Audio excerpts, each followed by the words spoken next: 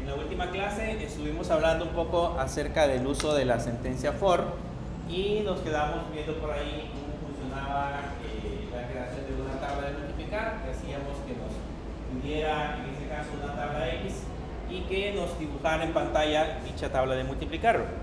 Les dejé también una mini tarea para que ustedes lo hicieran en su casa de este código que habíamos creado acá. Tenían que determinar, primero imprimir el número de intentos y luego determinar si el número de intentos es superior a 10, entonces hay que finalizar o dijeron que yo. ¿Pudieron hacer? ¿No? ¿No pudieron hacer? Más o menos. Se los voy a dejar siempre para que lo piensen. Si hay algo que necesitan, lo podemos ver en el centro de cómputo, pero la idea es que traten de desarrollar un poco la lógica. Inténtenlo varias veces. Si algo no les sale, pues traten de reestructurar el ejercicio para que puedan entender mejor cómo funcionan, en ese caso, los códigos. Yo les he dicho de que la única manera de aprender a programar es justamente haciendo eso, programando, para que pueda, en ese caso, pues ayudarles a desarrollar esa parte que se llama lógica, que me permite en alguna medida pues, resolver la mayoría de instrucciones. Básicamente la programación no es saberse las instrucciones de pe a pa, no es saberse la sintaxis de un lenguaje de programación, sino que la programación como tal significa que debemos de desarrollar lógica para poder resolver el ejercicio. De alguna manera tenemos que saber cómo podemos tratar de resolver cualquier ejercicio que nos pueda plantear. Y eso transformarlo directamente en la parte del código. Bien, en esta parte de acá, en el ejemplo que vimos, pues básicamente nos creamos un archivo que les mencionaba para ver la sentencia for. Este es, digamos, la manera más simple de utilizar la sentencia for, pero sin embargo existe otra forma, digamos, donde nosotros podemos combinar dos o más sentencias for y hacer el ejercicio un poco más completo. Eso significa de que, por ejemplo, yo podría, dentro de este for, colocar otro for interno que me haga un proceso diferente y así poder colocar varios for para poder ejecutar varios procesos. Eso normalmente se le conocen como for anidados, que normalmente lo que hacen es que dentro de un for colocamos otro for y de hecho podríamos hacer combinaciones entre un for, un while, etcétera, etcétera. En este caso, para más o menos tener un ejemplo, vamos a crearnos un nuevo archivo. En esta parte de acá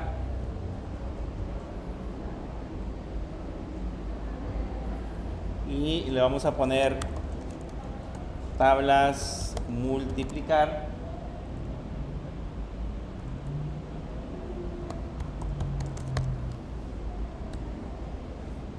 así se va a llamar el archivo, tablas multiplicar, y vamos a crearnos acá un ejercicio para entender un poco cómo funcionan dichas tablas de multiplicar. Aquí ponemos el método abreviado, public static void main. Déjenme ver si puedo poner un poquito más pequeña la letra para que nos quepa en la pantalla.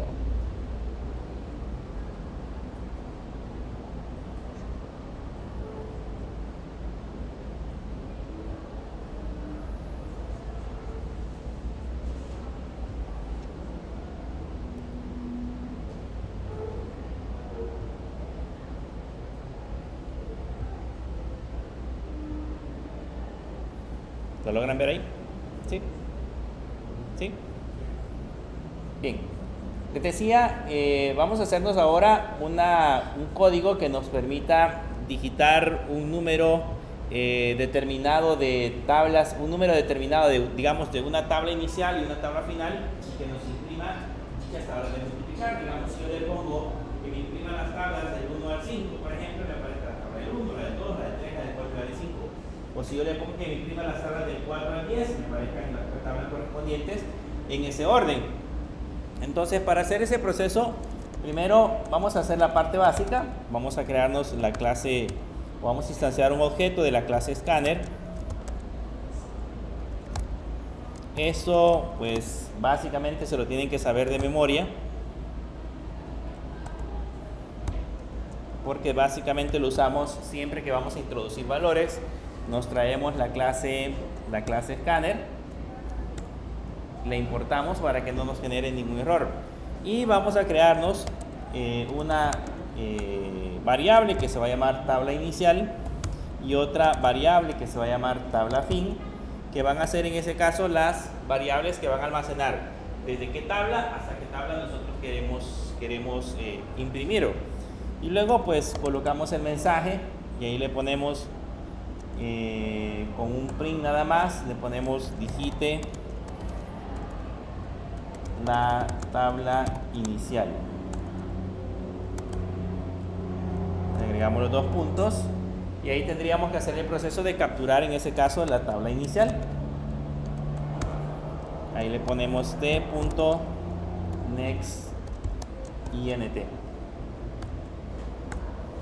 Y ahí tenemos en ese caso el primer dato, la tabla inicial que vamos a capturar. Y después de eso colocamos el segundo dato, siempre con un print nada más, y le decimos digite la tabla final. Y ahí ponemos tabla final igual, y ahí le ponemos el t.nextInt.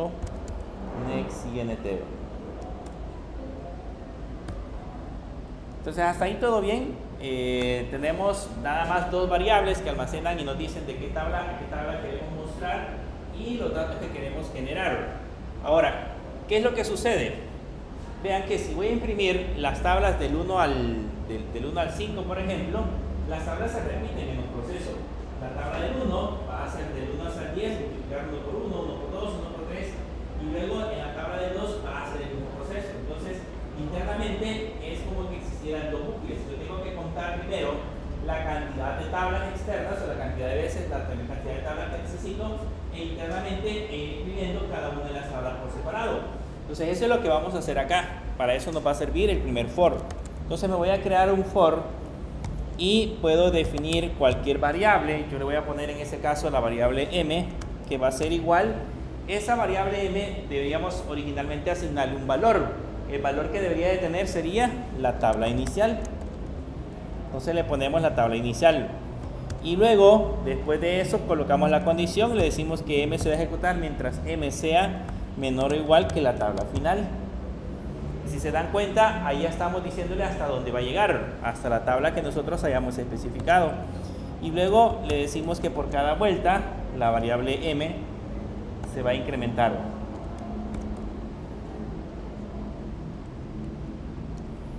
Y lleva punto y coma.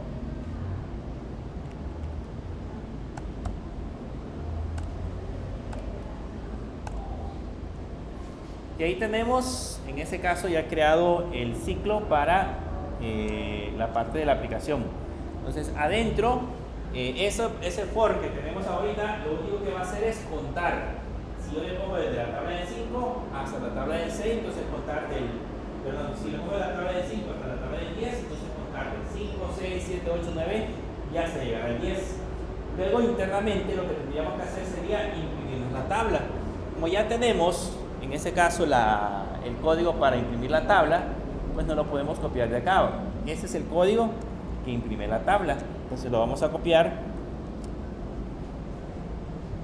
y lo vamos a pegar en la parte interna. Y aquí ya tenemos el código para generar en ese caso la tabla. La diferencia es que en lugar de imprimir nTabla, aquí usaríamos la variable m porque es la que almacena en ese caso el número de tabla. Y ahí tendríamos el código que nos imprime desde una tabla específica hasta otra tabla. Ese código interno es el que se va a ejecutar constantemente para poder, en ese caso, devolvernos esos valores. Vamos a probarlo a ver si funciona. Básicamente, lo que yo les mencionaba, lo que estamos haciendo acá es que dentro de un for, dentro de este for, estamos ejecutando otro for.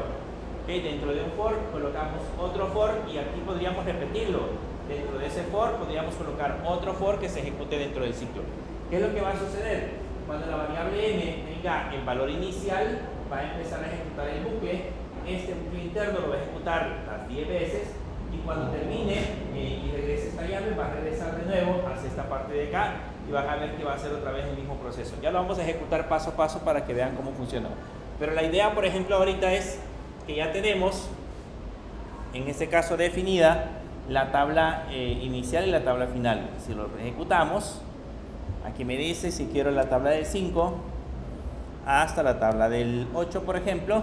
Si se dan cuenta, ya imprimió en la parte de arriba la tabla del 5, la tabla del 6, la del 7 y la tabla del 8. Imprimió ambas las tablas que nosotros le especificamos. Ahora, ¿cómo corre? Lo que quiero que vean es cómo funciona internamente en NotBookler. Voy a correr paso a paso. Digamos de la tabla del 5 a la tabla del 7. Si se dan cuenta, inicialmente cuando llega a esta parte de acá, y si lo vamos ejecutando paso a paso, ahí va creando las variables. Y ahorita, por ejemplo, empieza a imprimir varias veces la primera tabla, que sería, en este caso, la tabla del 5, que es justamente el valor que tiene la variable m. Si vamos a revisar la consola,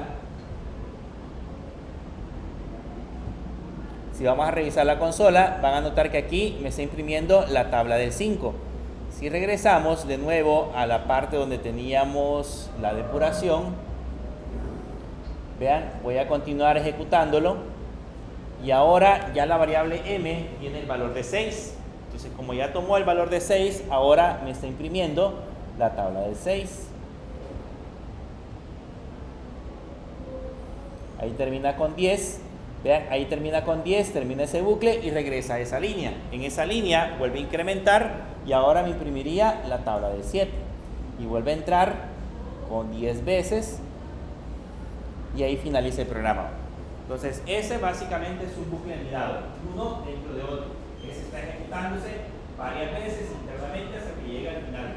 Entonces, de esa manera podemos hacer nosotros más complicadas las aplicaciones. Yo solamente les he puesto, en este caso, dos bucles, pero podrá suceder que ahí coloquemos 3, 4, 5 for, o hagamos una combinación entre un for y un while para poder generar, en este caso, la parte de la aplicación. O sea, ahí depende de cómo nosotros lo queramos estructurar. Bien, hay una sentencia que no hemos visto acá. Bueno, la vimos con el uso de la sentencia case, pero no la hemos visto en esta parte de acá, y es la sentencia break.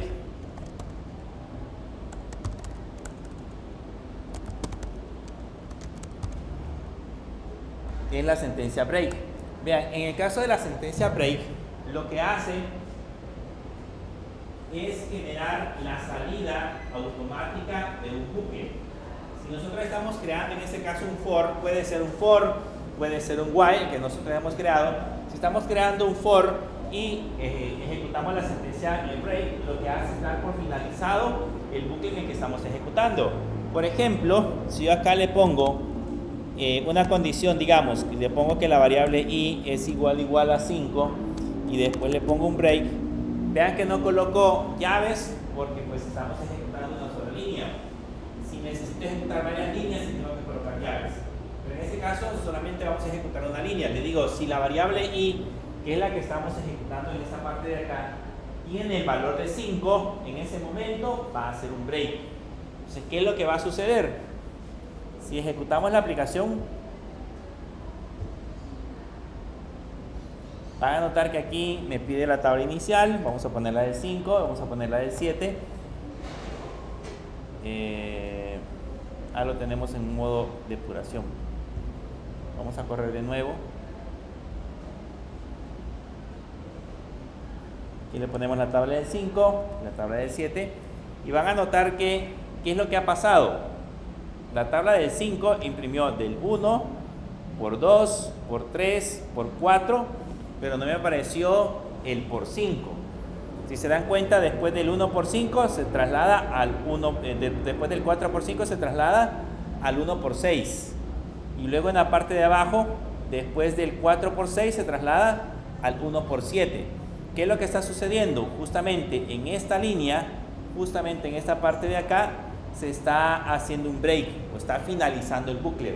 En ese caso deja de ejecutar el resto de instrucciones, deja de ejecutar la aplicación cuando llega, en este caso, al valor específico.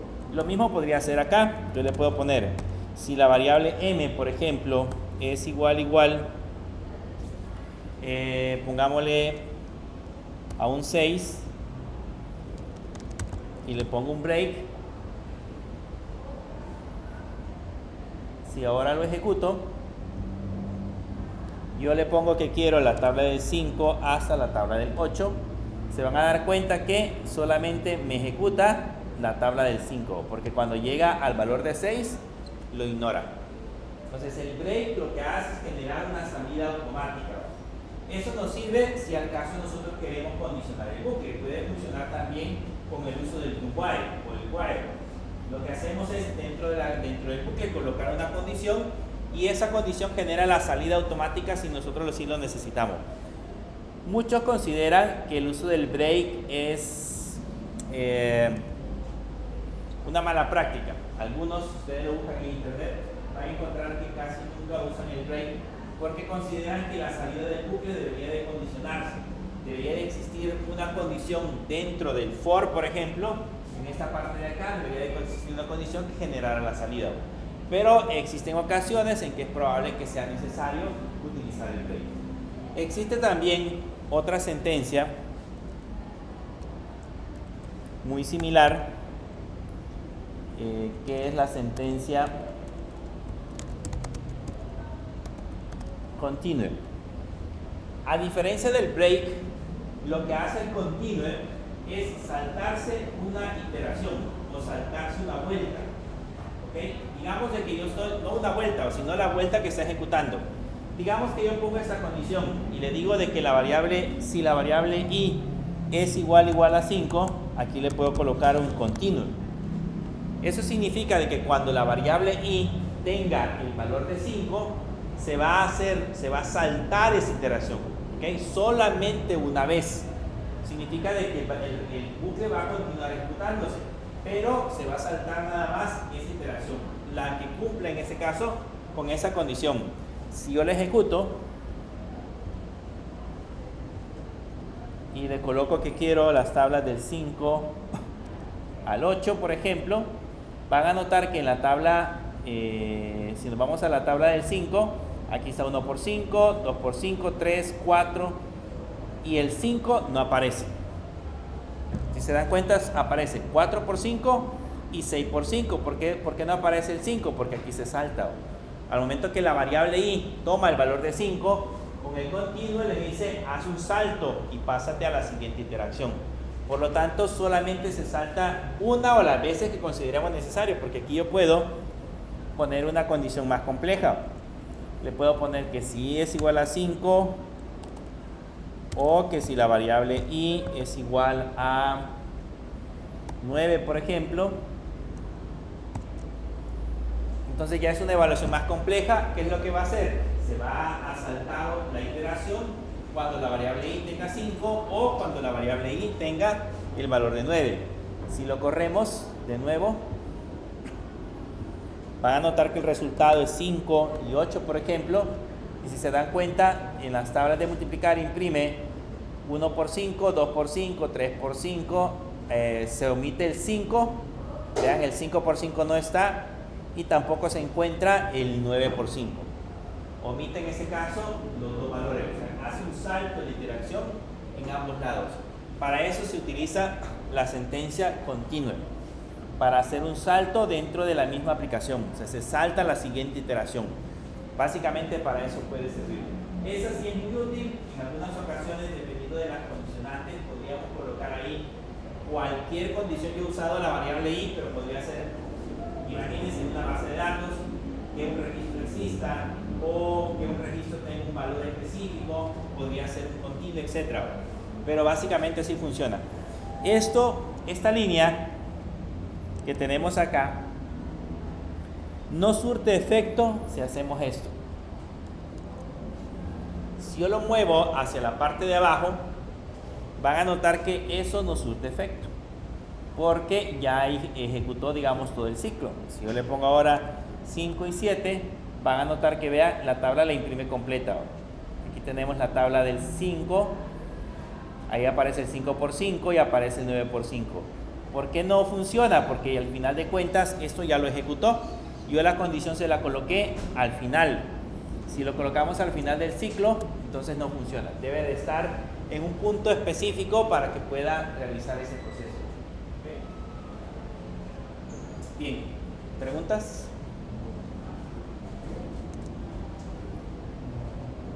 Aquí podría incluso imprimir el número de tabla. Aquí le podría poner un SOAP para poder diferenciar el número de tabla. Le voy a poner aquí tabla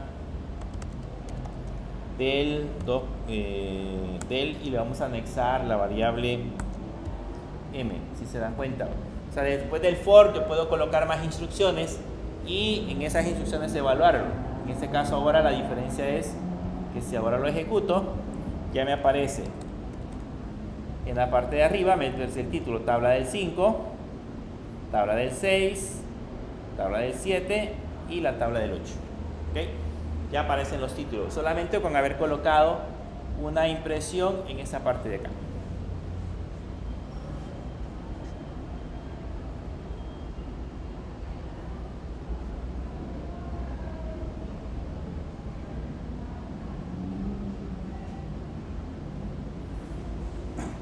Con eso damos por finalizado el uso de las sentencias de control.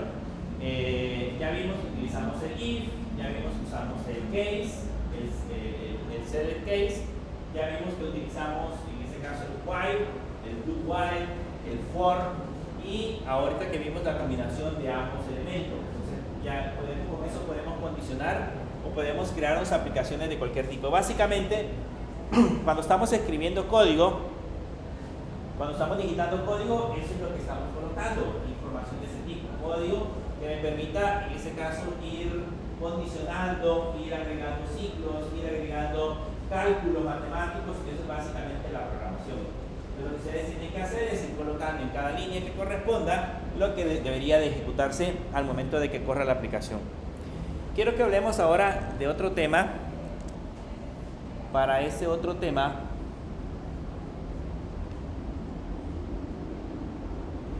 vamos a crearnos un nuevo proyecto, siempre un Java Application,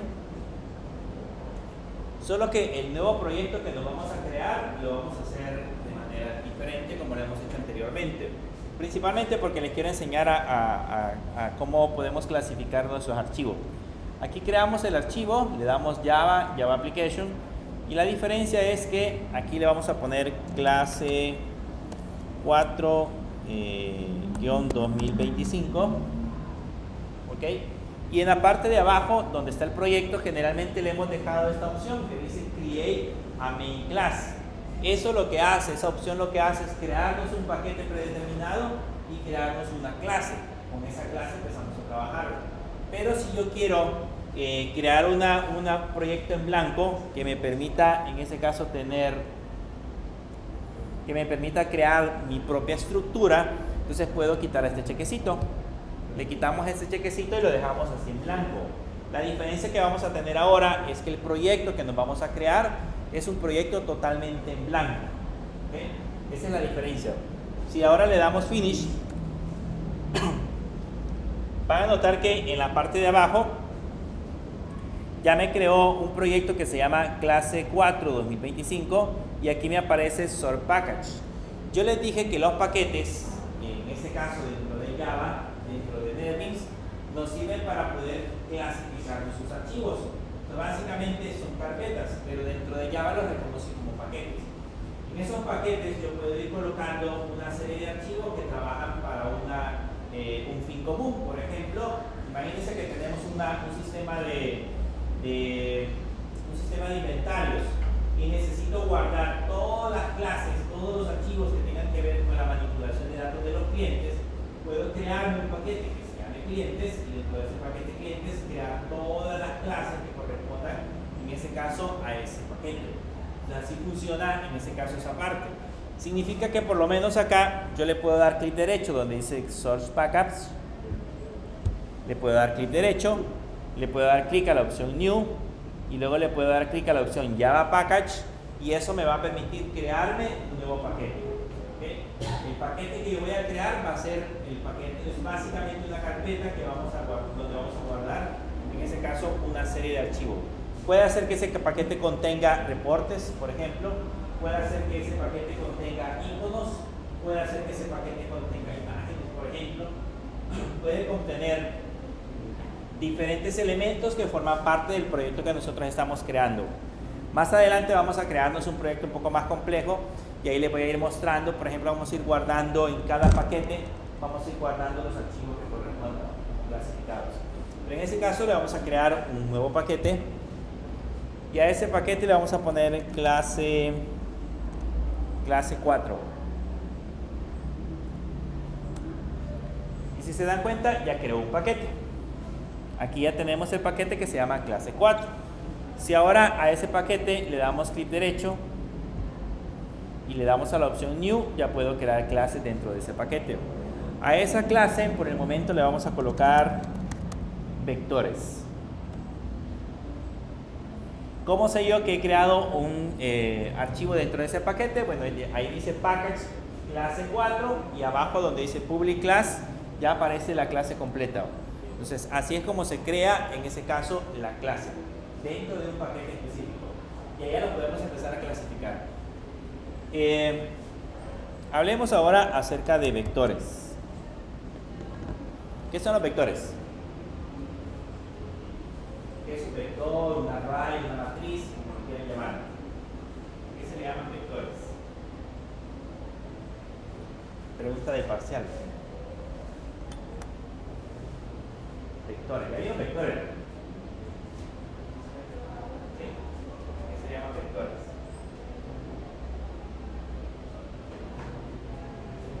Todos los lenguajes de programación en general tienen vectores, ¿ya? Son estructuras, de hecho son estructuras de datos. Uno de los elementos que trabajamos en Java se llaman vectores y son clasificados como estructuras de datos. Hay muchos tipos de estructuras de datos, entre ellas están los vectores, están los vectores, están las pilas, están los punteros, entre otros elementos, las listas, por ejemplo, que son parte de los vectores. Pero vamos a ver, nos vamos a enfocar ahorita en la parte de vectores. ¿Okay? Para hablar un poquito, para entender un poquito qué son vectores, imagínense que en ese momento yo quisiera crearme una aplicación cualquiera que me permita introducir el nombre de 4 personas. ¿Okay? Con lo que hemos aprendido hasta ahorita. O sea, yo no les estoy pidiendo que apliquemos ya el concepto de vectores, sino con lo que hemos aprendido hasta ahorita, yo necesito hacer el código que me permite introducir el nombre de 4 personas. Pues lo que tendríamos que hacer sería crearnos 4 variables, una que se llame nombre 1, otra que se llame nombre 2, otra que se llame nombre 3 y otra que se llame nombre 4. Ahí tendría las 4 variables. Esas 4 variables son las que vamos a introducir a través del teclado. Ahora, la cuestión es que para introducir esos valores, voy a dejar así, para introducir esos valores, después yo tengo que poner un nombre 1, por ejemplo. Digamos que vamos a poner de una sola vez la clase scanner. Voy a poner un t igual a new scanner.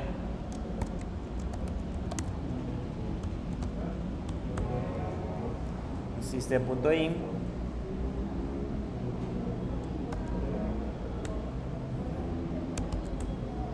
Y ahora necesito capturar el nombre 1. Entonces le ponemos nombre 1 igual a t.nextLine. Y ahí capturamos el primer nombre. ¿Okay? Después necesitamos capturar el segundo nombre, pues hago lo mismo. Seleccionamos, digamos, esto y le pongo nombre 2, el nombre 3 y el nombre número 4. Hasta ahí todo bien, hemos capturado los 4 nombres, pero solo son 4 datos que estamos requiriendo. ¿Qué pasa si son 50? La cantidad de nombres que vamos a requerir. Con esta lógica yo tendría que crearme nombres 5, 6, 7 hasta llegar al valor de 50. Serían un montón de líneas de código que nosotros vamos a quitar. ¿Existe alguna manera en la que yo pueda reducir ese código? ¿Existe alguna forma en la que, digamos, nosotros podemos trabajar directamente con esa parte de la aplicación? Pues una manera de hacerlo es usando bucles. Imagínense que yo me defino solo la variable nombre como tal y ahora le pongo un for y le decimos que vamos a crearnos la variable i, que originalmente va a ser igual a 1, y que eso se va a ejecutar mientras la variable i sea menor o igual que 5, por ejemplo. ¿Cuántos nombres eran? Que 4. Sea menor o igual que 4 y la variable i por cada vez que se ejecute se va a incrementar. Y adentro lo único que hacemos es colocar el mensaje, le ponemos un south y aquí le ponemos digite el nombre, 2 puntos, y luego colocamos su nombre igual y le ponemos t punto next line. Voy a comentariar esto para que no nos dé error. Digamos que ahí estamos reduciendo las 4 líneas de código que teníamos en la parte de arriba. Son las 4 líneas que ahora las tenemos en la parte de abajo, pero que ese código ahora no me permite introducir 2 nombres, 3 nombres. Yo puedo cambiar el valor de las variables y colocar que me imprima 20 nombres, por ejemplo. O sea, la cantidad de valores que yo puedo introducir es mucho más grande. Entonces, como es más grande la cantidad de valores, o es mucho mayor cuando ya los introducimos,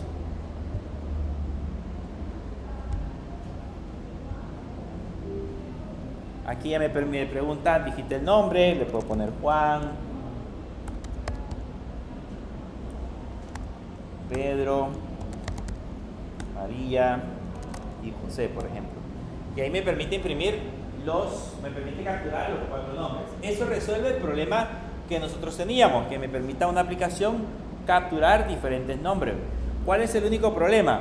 Que si yo, por ejemplo, después del bucle quiero tener acceso al nombre, si yo le pongo so y le pongo nombre, aquí tengo que poner un valor predeterminado para que no me dé error.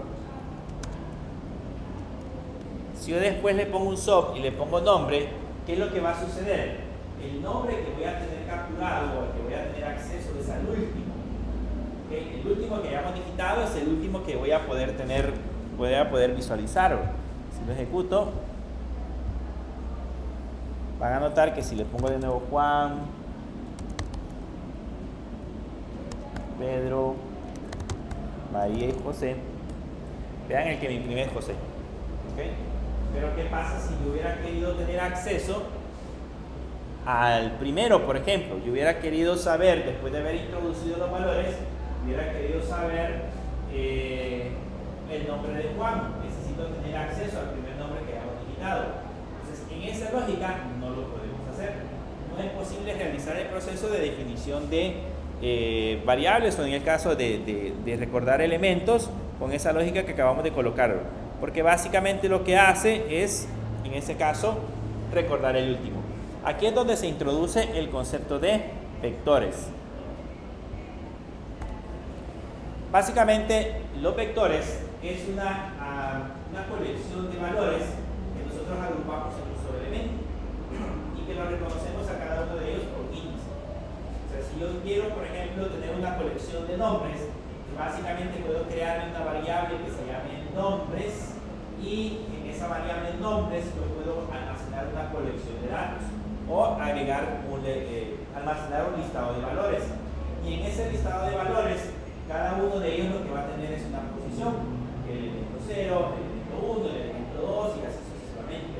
Eso normalmente se le conoce como vectores. Entonces me evita el problema de estar creando nombres de variables distintos.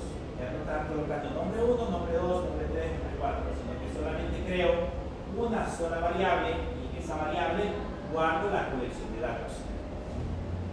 ¿Cómo se hace para crear vectores en Java? Voy a comentariar esto, que nada más era como ejemplo.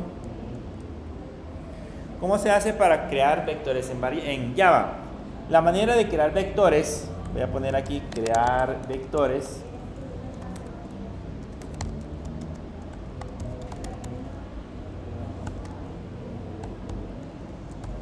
La manera de crear vectores es primero siempre colocando el tipo de dato, en este caso va a ser de tipo entero, ¿ok?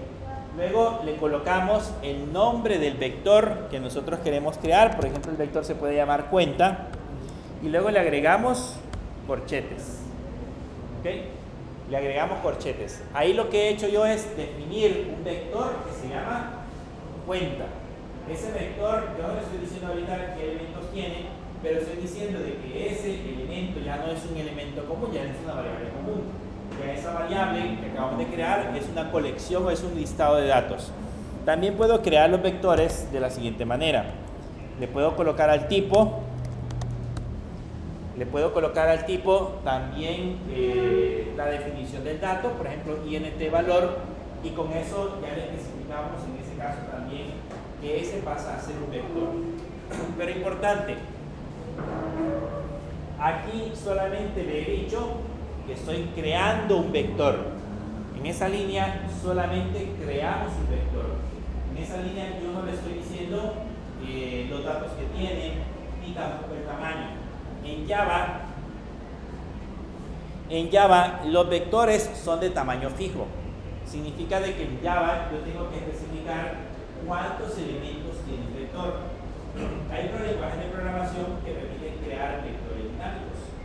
O sea que yo puedo ir creando elementos, agregando elementos, eliminando elementos de un vector. Eso en Java se puede, pero ya no se le llaman vectores, sino que se le llaman colecciones. Eso lo vamos a ver más adelante. Por el momento, los vectores, lo que ustedes tienen que saber es que son elementos con un tamaño fijo. Cuando me refiero al tamaño es la cantidad de elementos que puede tener. Ahí ya no le he puesto cuántos elementos tiene, pero se los puedo definir. Le puedo poner cuenta igual a new int y adentro colocarle la cantidad de elementos. En este caso, con eso le estoy diciendo que ese vector que se llama cuenta ahora contiene 4 elementos numerados a partir de la posición 0. En Java todos los vectores se cuentan a partir de la posición 0.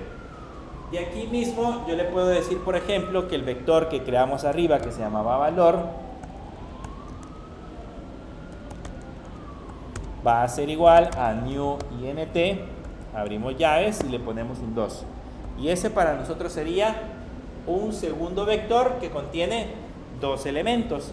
Ahora con eso ya le podemos empezar a asignar valores. Por ejemplo, a cuenta en la posición 0, ya le puedo decir que tiene 30, por ejemplo. A cuenta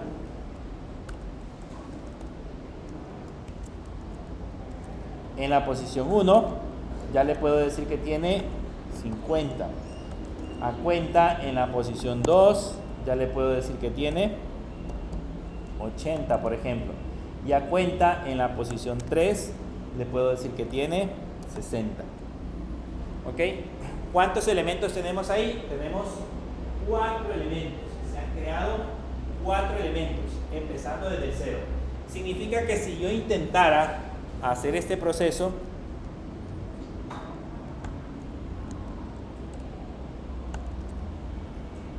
le pusiera cuenta 4 igual a 20, por ejemplo, eso ya es un error.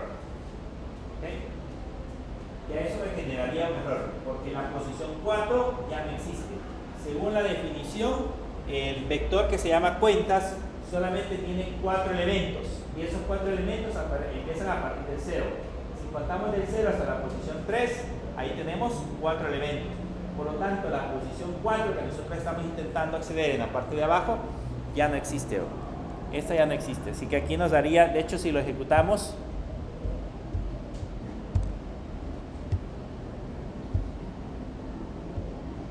vean, aquí nos da un error. Y nos dice que hay un error en la línea 36, en donde nos dice que el array está fuera del alcance, está fuera del índice. El índice está fuera del alcance dentro del array. Entonces ya de hecho ya no funciona, que es esta línea que tenemos acá. Así es como funciona en este caso la parte de los vectores.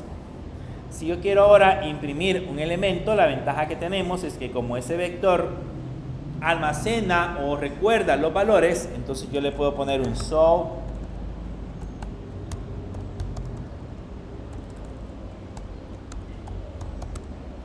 y acá le puedo poner que me imprima cuenta, por ejemplo, 2.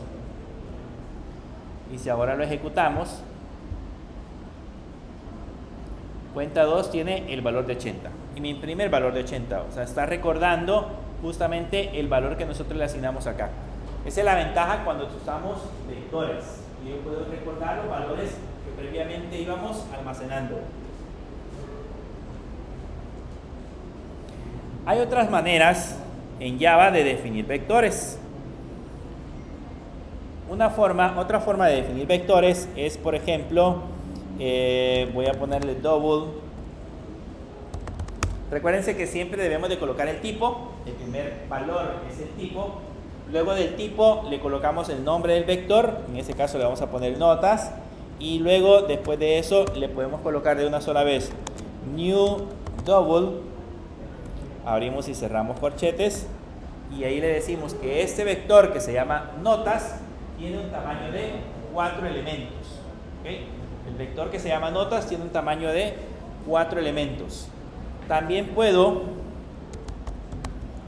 crearme un vector de esta manera. Le puedo poner double notas 1 igual y abro y cierro llaves. Vean que esta es otra manera de crear un vector. Abro y cierro llaves y aquí le puedo poner 9.5, 6.7, 5 y 6. Y vean, ahí estoy creando otro vector. ¿Cuál es la diferencia entre los ejemplos anteriores? En el caso del vector notas no sabemos qué valores tiene, pero el vector notas 1 sí tiene 1, 2, 3, 4 elementos, y en la posición 0 tiene 9.5, en la posición 1 6.8, en la posición 2 5 y en la posición 3 6. O sea, ya le estoy asignando automáticamente los valores en cada una de las posiciones. O sea, yo puedo crear un vector y automáticamente decirle qué valores son los que le vamos a asignar. También existe, digamos que es una manera un poco más compleja. Voy a imprimir aquí un valor para que vean que se lo almacenó. Le vamos a poner notas 1. Digamos que quiere imprimir la posición 1. Y vean, ahí imprime 6.8. El 6.8 corresponde a la posición 1. Entonces ya le estoy asignando automáticamente el valor que corresponda. Otra manera de definir un vector es colocarle un double notas 2, por ejemplo. Le ponemos un new double. Abrimos y cerramos corchetes. Y si se dan cuenta, en esta sintaxis yo no le coloco el tamaño, sino que abro y cierro llaves. Y en ese abrir y cerrar de llaves yo le puedo colocar valores. 4.0, un 8.9, por ejemplo, un 5.7. Vean, esa es la diferencia. Esa es otra manera de poder crear otro vector, asignándole los valores desde un principio. Y ahí ya tenemos, en este caso, otro vector. Son 3 vectores, cada uno creado de la manera distinta, solo que el vector notas no tiene un valor asignado. Esa es la diferencia.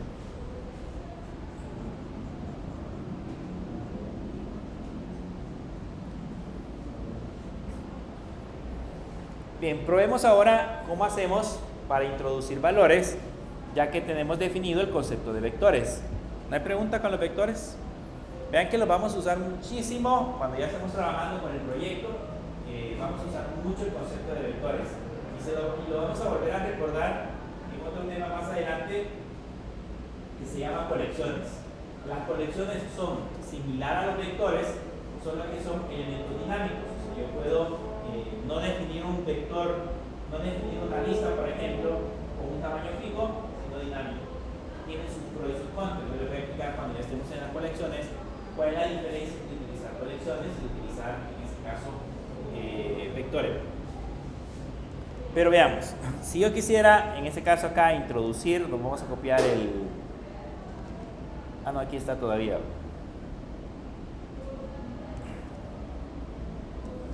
Tenemos arriba la definición. Me voy a crear en este caso una nueva variable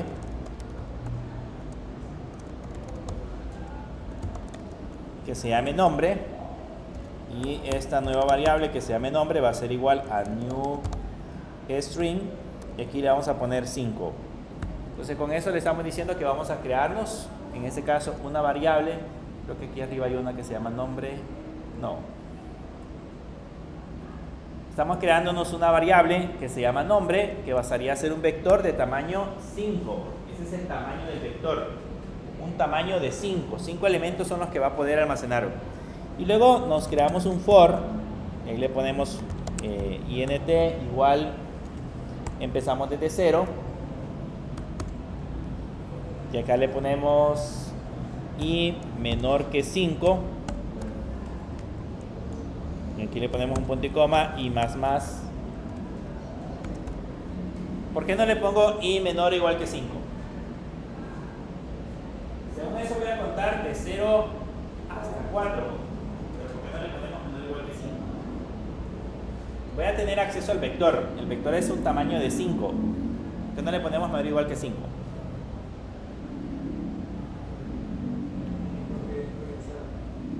¿Perdón? Porque ya incluye el 0. Ya tenemos la posición 0. Entonces contamos hasta 4, que es la posición. Aunque el vector como tal tiene un tamaño de 5, realmente vamos a contar hasta la posición 4. ¿Okay? Entonces ahora acá hacemos el mismo proceso. Le ponemos un show y le decimos digite un nombre. Y abajo ya podemos ponerle nombre.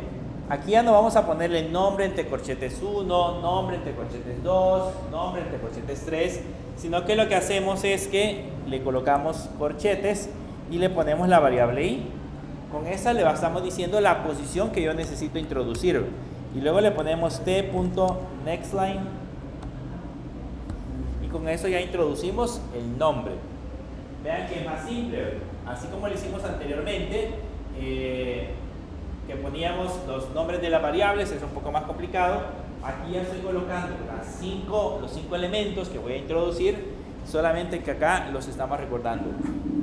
¿Cuál es la diferencia? Que si ahora abajo yo quiero imprimir,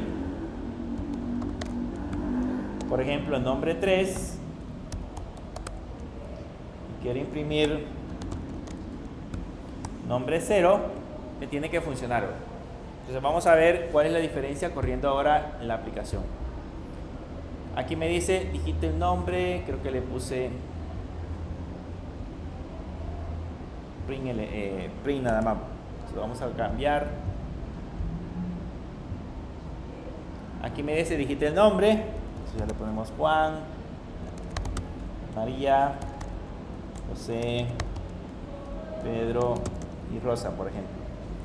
Y vean, yo puedo imprimir Pedro, que estaría en este caso, según eso, en la posición 3, y Juan, que estaría en la posición 0. Pedro dice que está en la posición 3, 0, 1, 2, 3. Pedro está en la posición 3, y Juan, que está, bueno, no dice Juan, pero Juan, que está en la posición 0. Entonces ya puedo recordar, con esto puedo recordar los nombres que nosotros habíamos digitado. Esa es la ventaja de utilizar vectores. ¿Okay? Cuando ustedes vayan a trabajar con bases de datos, por ejemplo, yo quiero recuperar un bloque de registros de una base de datos para posteriormente, por ejemplo, manipularlo. Fíjense que queremos crear un informe o queremos hacer algún cálculo cualquiera. Lo que vamos a hacer es recuperar los registros de la base de datos y moverlos a un vector. En el vector, si son 10, 15 registros, en el vector físicamente yo lo puedo manipular, puedo hacer el proceso de hacer más dinámico la parte de la aplicación, y lo va a hacer sin ningún problema. Entonces esa es la ventaja de usar en este caso vectores. Esta es una forma o es una estructura de datos, como dijo su compañero. Existen otras que vamos a ver, pero esta es una de las más utilizadas dentro del lenguaje de programación. El manejo de vectores es esencial para que ustedes puedan hacer procesos bastante más complejos dentro de una aplicación, para que puedan guardar cantidades enormes de datos y manipularlos de manera automática. Lo tienen que hacer a través de el uso de vectores. Bien, también yo puedo, aquí tenemos un nota 2, yo puedo hacer este proceso. Le voy a poner notas 2.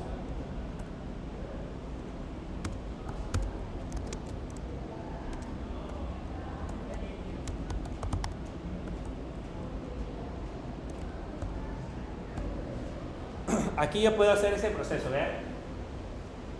Alguien va a decir que entonces significa de que el nota 2 ya no es fijo, un tamaño fijo, que ahora lo estoy cambiando. ¿Cuántos elementos tiene nota 2? Si vamos a revisar nota 2, que es el que creamos acá, tiene 1, 2, 3 elementos. 3 elementos, pero ahora le estamos diciendo que va a tener 7 elementos. Entonces ya estamos cambiando su tamaño. Entonces es mentira que son fijos, ¿cierto? Pues realmente lo que sucede es que en Java nos permite hacer un proceso de redimensionar un vector. Puedo cambiar su tamaño, pero al momento de cambiar el tamaño pierde los datos. ¿Okay? Si ahora intento, por ejemplo, imprimir, lo voy a poner antes. Voy a imprimir acá arriba el notas 2, el elemento 0. Y voy a imprimir acá abajo nota 2 también en el elemento 0. Noten que en ambos casos, aquí estoy imprimiendo el elemento 0, debería imprimir 4.0. Si a esto lo redimensiona, aquí debería volver a imprimir 4.0, en teoría. Vamos a ver qué pasa. Si lo corro, vean que aquí me imprime 4.0 y aquí me imprime 0.0. Entonces, ¿qué es lo que sucedió? Con eso deben de tener cuidado. Si yo quiero redimensionar un vector, si quiero cambiar su tamaño, debo de considerar que el vector va a perder los datos originales. El proceso de redimensión elimina el contenido que previamente tenía la parte del vector. Así que es importante tomarlo en cuenta. Hay otra cosa muy curiosa en la parte de asignación de vectores. Voy a hacerles un ejemplo primero con variables. Voy a definir, por ejemplo, la variable A con el valor de 25 y voy a definir la variable B con el valor de A. Vean que básicamente lo que estamos haciendo acá es diciendo que la variable A tiene 25 y la variable B, ¿cuánto tendría la variable B? ¿Cuánto tendría la variable B?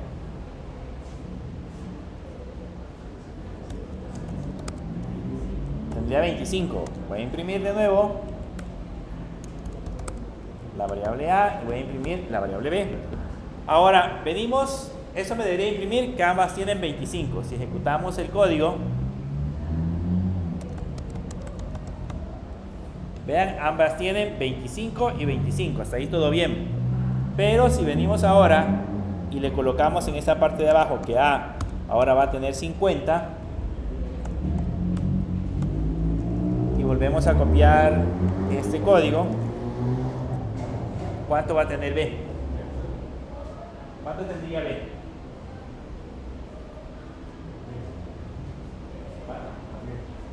Lo mismo es cuánto. Aquí tiene 25, porque le decimos que A tiene 25 y B tiene el valor de A, por lo tanto tiene 25. Por eso es que ambas tienen el valor de 25. Aquí a la variable A le cambiamos el valor y le ponemos 50. Por lo tanto, aquí ¿cuánto va a imprimir? 50. ¿Y acá? 50.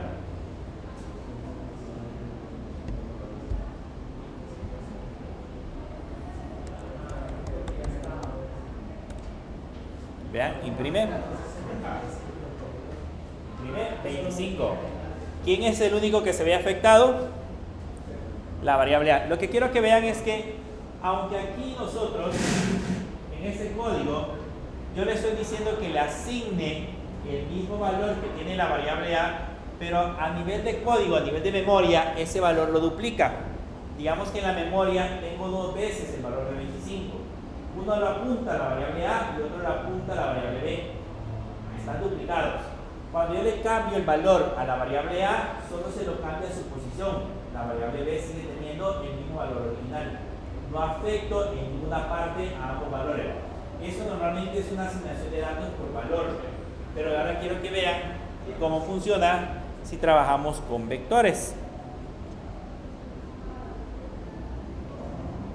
Voy a crear acá un nuevo vector que se va a llamar notas3, y ese notas3 va a ser igual. Esa es una forma rápida de crearnos un vector. Le voy a poner que aquí va a tener 8, que aquí va a tener 7.6, 9.4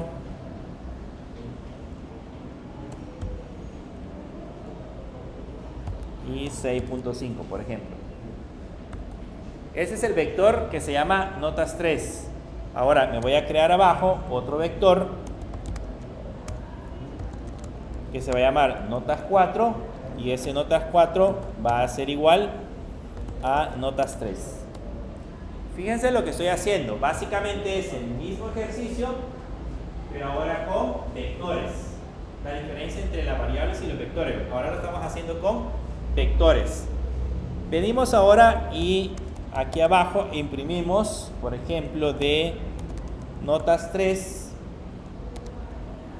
imprimimos la segunda posición, y abajo imprimimos de notas4 también la segunda posición, y le cambiamos a notas3. En la segunda posición le cambiamos al valor a 7.7, por ejemplo.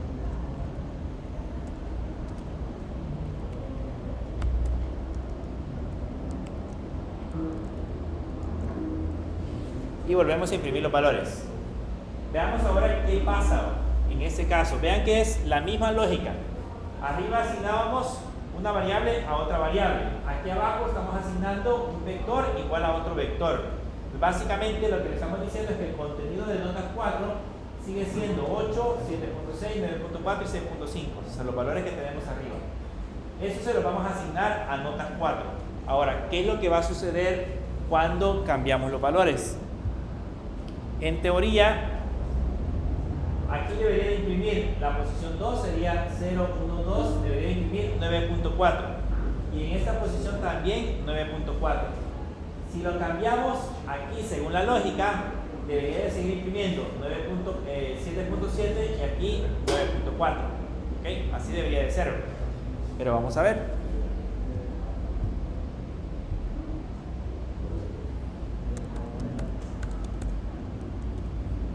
Vean, 9.4, 9.4, 7.7, 7.7. Imprime exactamente el mismo valor en ambos lados. Entonces, ¿qué es lo que está sucediendo? Lo que está sucediendo ahora es que en la asignación de vectores, cuando nosotros hacemos esta igualación, que un vector sea igual a otro, lo que hacemos es que estamos apuntando ambos vectores al mismo espacio de memoria. Si yo modifico uno, se modifica el otro. ¿Okay? En las variables no funciona así, ¿verdad? En las variables se duplica el valor. Ambos valores se colocan en posiciones diferentes en memoria, y si yo modifico uno, no afecta al otro. Pero en este caso, con esos vectores sí, ¿verdad? Si yo modifico el vector original, también se modifica la copia del vector. Entonces, eso hay que tener cuidado. También lo vamos a ver cuando estamos trabajando con algunos ejercicios. Hay que tener cuidado porque en algunas ocasiones uno hace ciertos cambios en el código donde modifica valores de un vector que está asociado o está igualado con otro, y pues piensa que no ha modificado el original, y el original se modifica. Bien, ¿preguntas?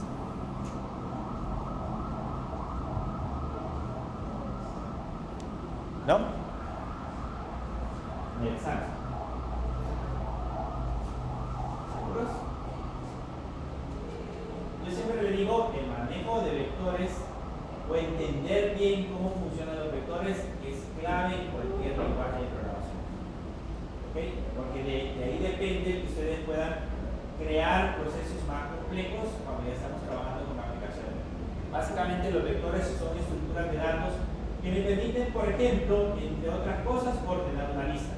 Entre otras cosas, si yo tengo una lista de nombres completito y necesito que la lista de nombres esté ordenada alfabéticamente, pues hay métodos que ya tienen los vectores que me permiten ordenarlos de manera automática, sin necesidad de que nosotros digitemos tanto código. Me permite realizar búsqueda de datos muchísimo más rápido. Si yo quiero realizar una búsqueda de información dentro de un vector, a través del uso de vectores, puedo realizar la búsqueda rápida. Entonces, por eso es importante que sepamos cómo funcionan.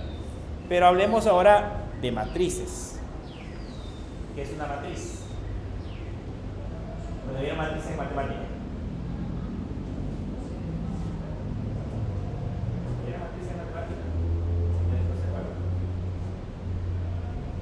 Es uno de los temas más, digamos, que más dolorosos cuando uno ve matrices en matemáticas, porque es un proceso bastante complejo. Ahí se emocionan los catedráticos cuando ven ejercicios de matrices. Pero estos mismos ejemplos de matrices se aplican también a programación. ¿Saben cuál es el concepto de matrices? Ya vimos el concepto de vectores, una colección de datos asociados a un nombre y ubicados en un mismo espacio de memoria, y que lo reconocemos y lo identificamos a través de su posición. Ese es simplemente un vector. Pero en el caso de una matriz,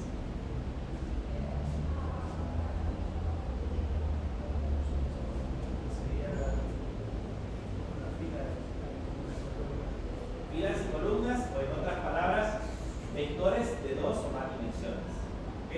Básicamente lo asociamos así, como que tuviéramos imagínense Excel, como que si tuviéramos Excel. Excel es una enorme matriz. Imagínense Excel como una enorme matriz, dibujada en filas y columnas. Para identificar cada valor de cada celda, ¿qué es lo que hacemos? Le colocamos la letra de la columna como de la fila. Entonces, básicamente, cada elemento, cada posición que está ahí es básicamente una matriz. Yo siempre digo, por ejemplo, cuando trabajamos con matrices, que lo pensemos también con videojuegos. Si hicimos un ejemplo de juego, imagínense una matriz. ¿Ya han jugado X0? Sí, ahora todos sabemos cómo funciona X0. Básicamente es una cuadrícula en donde si se colocan en raya, digamos, en filas, en columnas o diagonal, la persona gana. Pero imagínense hacer ese juego. Básicamente son filas y columnas. Y lo que hacemos es que cuando nosotros hacemos un clic en una posición, básicamente le estamos diciendo al vector en qué fila y en qué columna quiero que almacene el valor. Esos son básicamente vectores. De hecho, muchísimos de los juegos que ustedes encuentran en su computadora son matrices. Por eso es importante también entenderlo. En este caso, dentro de las matrices, básicamente son vectores de dos o más dimensiones. Vamos a ver algunos ejemplos de matrices, cómo se crean en Java. Voy a crearme un nuevo archivo. Le voy a poner ejemplo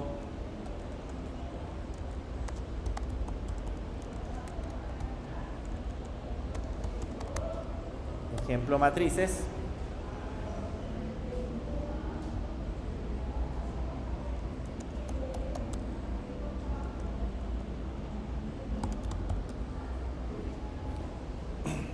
¿Cómo se crean las matrices en Java?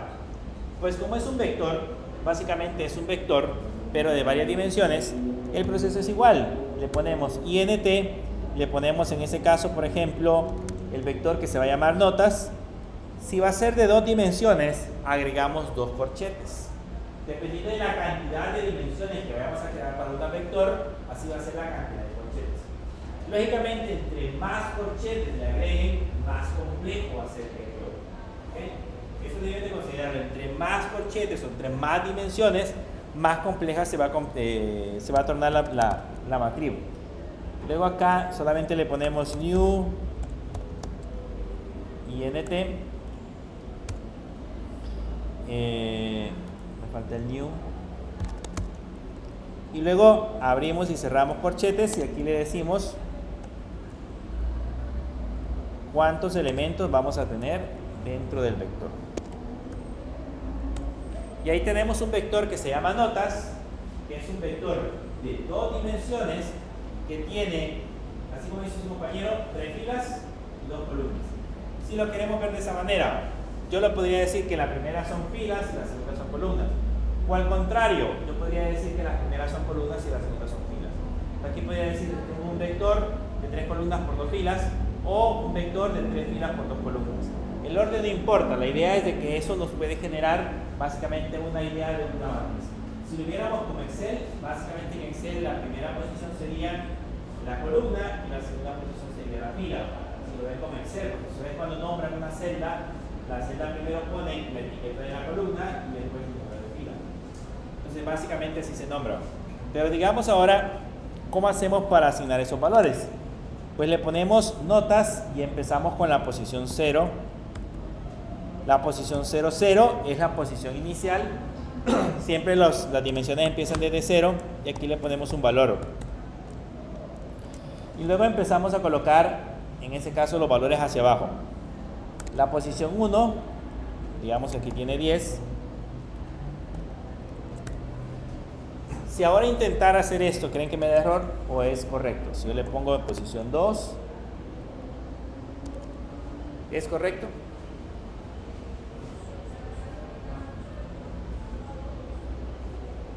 Dice que la primera posición tiene 3 elementos y la segunda tiene 2 posiciones.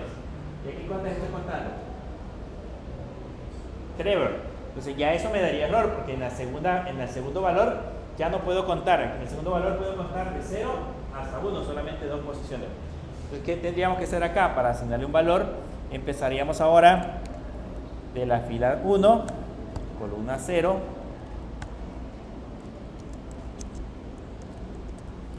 fila 1, columna 1, y ahí le asignamos un valor. Luego tenemos la fila 2, columna 0, y ahí le asignamos otro valor.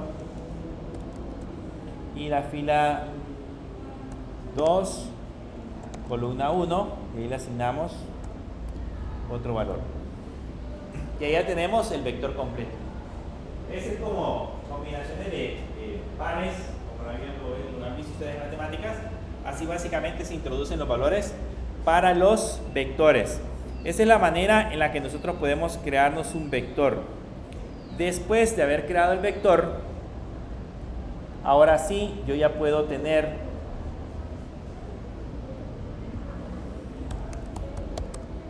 acceso a cualquiera de los elementos. Por ejemplo, si yo quiero imprimir la posición notas 0, posición 1, solamente le ponemos que imprima dicha posición, agregándole en ese caso los correspondientes valores. Dice que tiene 10. La 0,1 tiene el valor de 10. Así se imprime en este caso los valores para los vectores. También puedo definir vectores bidimensionales de esta manera. Puedo ponerle int, por ejemplo, saldos, y lo vamos a definir de 2 dimensiones.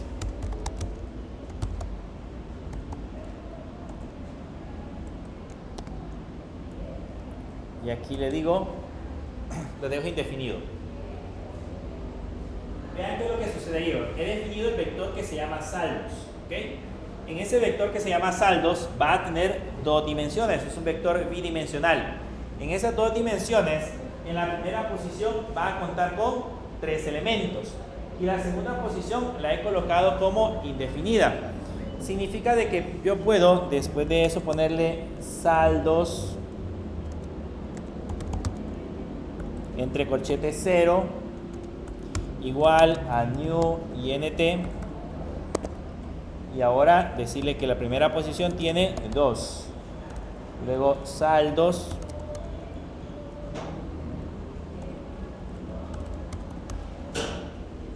en la posición 1, y ahora decirle que ponemos un new int y ahí que tiene 3,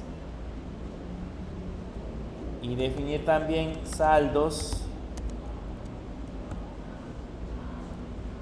en la posición 2, que aquí tiene un new int, y aquí de ponerle otra vez 2. ¿Cuál es la diferencia si notan con la primera opción? La primera opción que definimos acá, cada uno de los elementos en la posición 0 tiene 2, en la posición 1 2, en la posición 2 también tiene 2.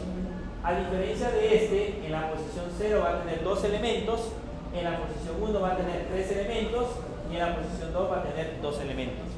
Esto introduce el concepto que las matrices básicamente son vectores que contienen otro vector. Así se puede definirlo. Básicamente son vectores que contienen otro vector. Vean que el vector, el elemento 0, lo que contiene es un nuevo vector con 2 elementos. El elemento 1 lo que contiene es un nuevo vector con 3 elementos. Y el elemento 2 tiene un nuevo vector con 2 elementos. Entonces la diferencia es que en la segunda posición, la que colocamos acá, ya no es fijo, sino que ahora es cada uno con un valor totalmente distinto. Eso lo hace, digamos, que sea dinámico. Entonces la diferencia ahora es que para asignar los valores, si yo aquí abajo le asigno los valores, voy a tener saldos en la posición 0, 0, aquí le podemos poner 40 por ejemplo. En la posición 1 le podemos poner 50 y hasta ahí termina, porque la primera posición solo tiene 2 elementos. Entonces la siguiente tendría que ser posición 1, 0, aquí le podemos poner 30, perdón. Luego en la posición 1, aquí le podemos poner 90. Luego en la posición 1, aquí sí ya puedo poner el 2, porque en ese caso, si se dan cuenta, la posición esta tiene 3 elementos. Entonces puedo contar 0, 1, 2. Ya tienen 3 elementos, le puedo asignar 3 elementos a la segunda posición. A esa le podemos poner 60. Y la siguiente, que sería la tercera posición, aquí pondríamos 2,0. Ese tiene, por ejemplo, un 70. La posición 2,1 tiene un 20. Y así es como hemos asignado, en este caso, los valores. La diferencia ahora es que cada uno tiene cantidad de elementos variados. Aquí solo hay 2, aquí hay 3 y aquí hay 2. ¿Okay? Significa que puedo crear vectores más complejos. Ese es más complejo de manipular. A diferencia del primero, que ya sabemos que la cantidad de elementos son 2 al final, aquí no, la cantidad de elementos puede variar dependiendo de cómo nosotros hayamos creado nuestro vector. ¿Cómo haríamos para crearnos un vector de 3 dimensiones?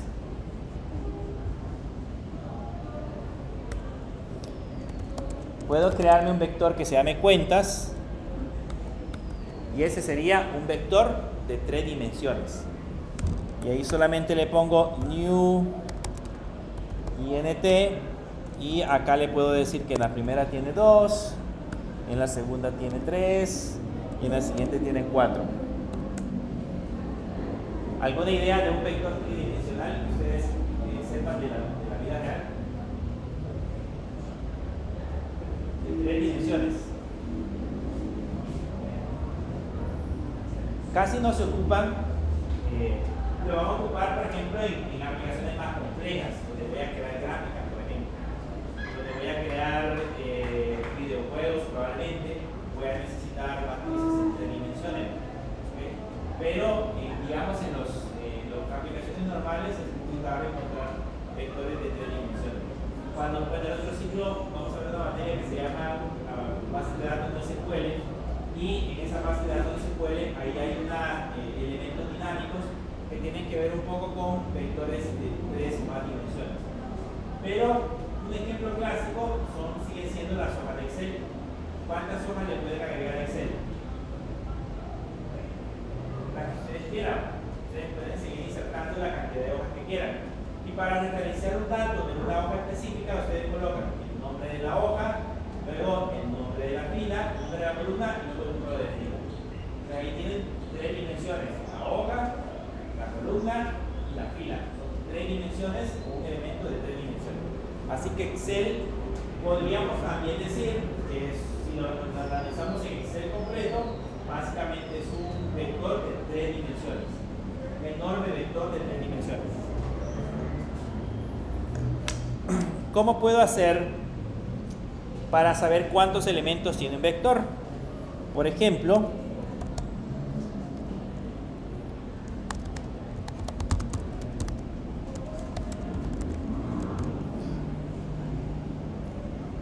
el vector notas que tenemos en la parte de arriba, este vector notas, le vamos a preguntar cuántos elementos tiene el vector notas.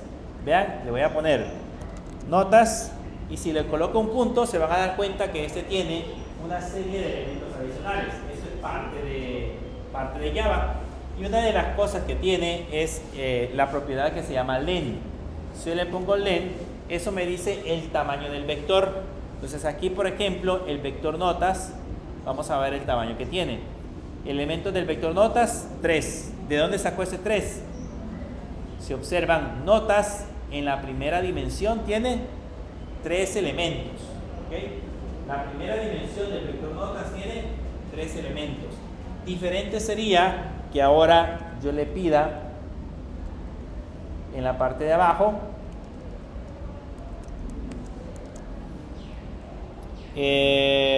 digamos elementos del vector notas, pero en la posición 0. Vean, si le pongo notas 0.len, vamos a ver cuántos elementos tiene notas en la posición 0. En la posición 0 tiene 1, 2 elementos. Aparecen 2 elementos en la posición 0. Entonces aquí me debe de imprimir que tiene justamente 2.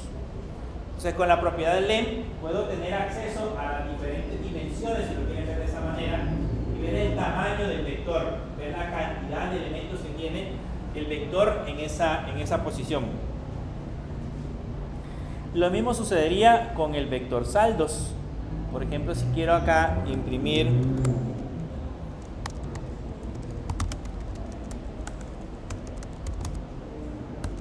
los elementos de saldos, entonces concatenamos saldos.len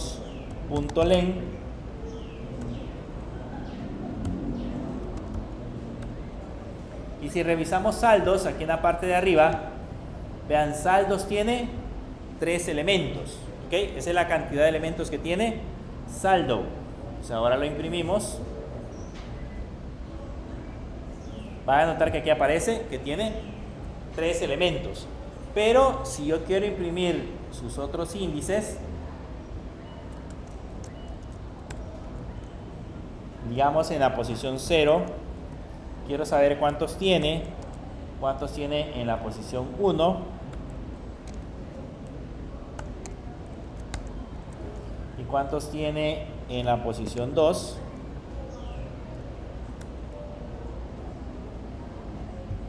Van a notar que la cantidad de elementos que van a aparecer van a ser diferentes. Me dice que en la posición saldos tiene 3, pero en la posición 0 tiene 2, en la posición 1 tiene 3 y en la posición 2 tiene 2 elementos. Entonces acá con esto estamos sacando la cantidad de elementos que tenemos para un vector.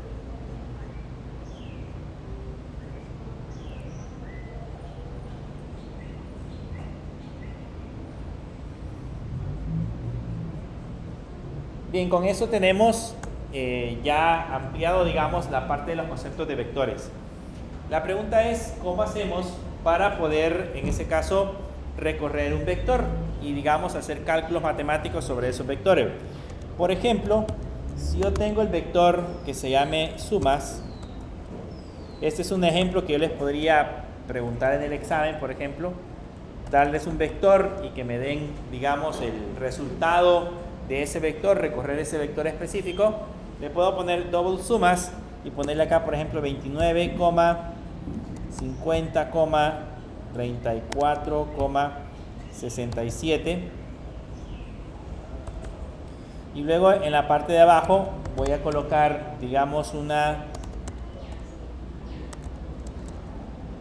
nuevo valor que se va a llamar total sumas igual 0. Y luego colocar un for. Para recorrerlos, ¿por qué lo vamos a hacer con un for?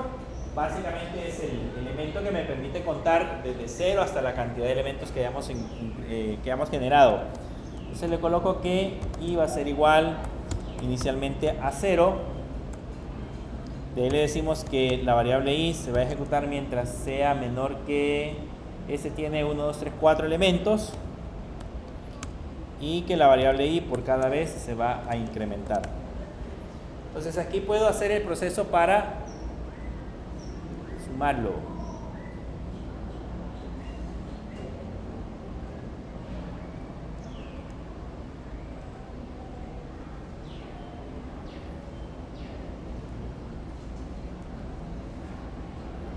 Aquí le falta la variable. Entonces ahí podemos hacer el proceso para sumarlo. Primero voy a imprimir el valor. Entonces imprimimos sumas y entre corchetes le ponemos i para saber el valor que queremos imprimir. Y después para sumar le podemos poner total sumas más igual. Y ahí le ponemos sumas entre corchetes i. Con eso estaríamos totalizando un vector. Básicamente lo que haríamos sería recorrer desde la posición 0 hasta la posición 4 que tendríamos que sacar. Luego ir totalizando en la variable total suma. Yo he puesto totalizar. Podrían ser notas que me permitan, por ejemplo, calcular promedios. Podrían ser, cualquier otro cálculo que nosotros queramos realizar, lo podríamos ejecutar desde IO.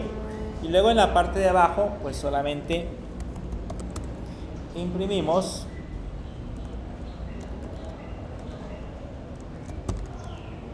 total sumas y a eso debería de imprimir el resultado. Y si se dan cuenta, aquí ya me imprimió cada uno de los valores 29, 50, 34, 67 y en la parte de abajo ya me imprime el total. Básicamente lo que hemos hecho es recorrer un vector.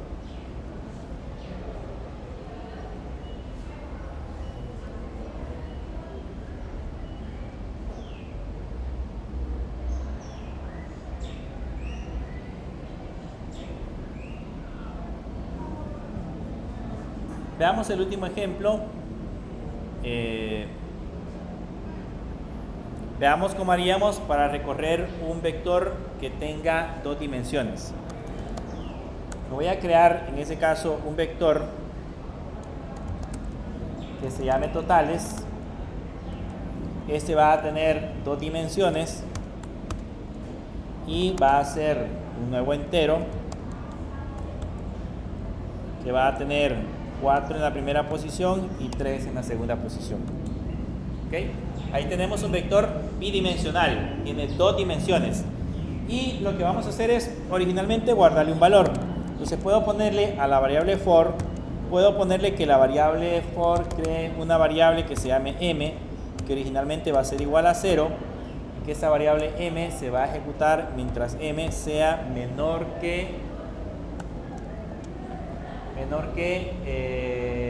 la primera posición tiene 4, entonces le vamos a poner menor que 4 y por cada vuelta m se va a incrementar.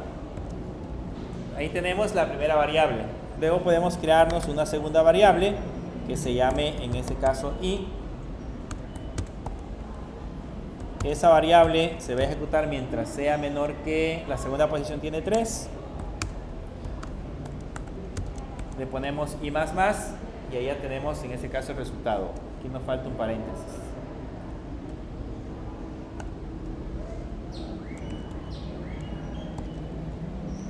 Y ahora podemos hacer que esa variable que se llame totales en la posición m, posición i, me genere un número al azar cualquiera. Ya vimos que para generar un número al azar, ¿cuál es la función? Random, que tiene la clase mat. Se le pongo random. Eso me genera un número al azar mayor que 0 y menor que 1. Entonces ahora que ya tenemos el número al azar, lo multiplicamos por 1000 y eso me va a generar valores al azar entre 1 y 1000. Ese valor lo convertimos o hacemos un casting para convertirlos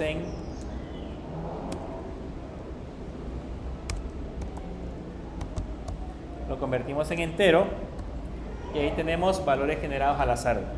Este random está mal escrito.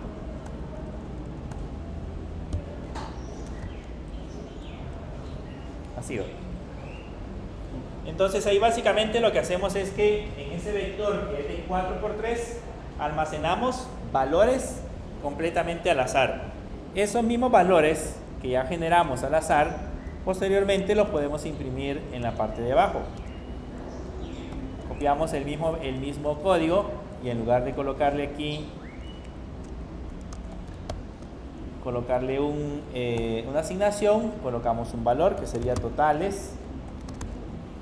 Abrimos corchete M, abrimos corchetes I. Y eso imprimiría esos valores generados al azar para un vector bidimensional. Si ahora lo ejecuto, se van a dar cuenta que aquí me generó, vean, varios vectores generados al azar. Aquí le puedo colocar la posición para hacerlo más específico.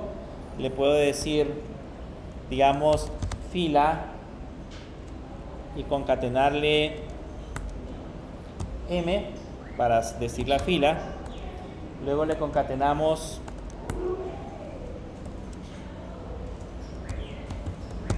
columna y le concatenamos I en ese caso. Luego le concatenamos 2 puntos, le vamos a poner 2 puntos y luego el valor de totales. Y vamos a ver que con eso nos acaba de imprimir valores. Aquí nos dice la fila 0, columna 0, 254. La 01, 761 y así sucesivamente me generó valores totalmente al azar. Entonces este código que tenemos acá básicamente recorre vectores bidimensionales, vectores de 2 dimensiones. Recuérdense que a partir de las 2 dimensiones ya le damos otro nombre, normalmente le llamamos matrices. Ya con 2, 3, 4, 5, 6 dimensiones, entonces pasan a ser matrices. Normalmente los vectores generalmente los manipulamos en una sola dimensión. ¿Okay? Bien, si no hay preguntas.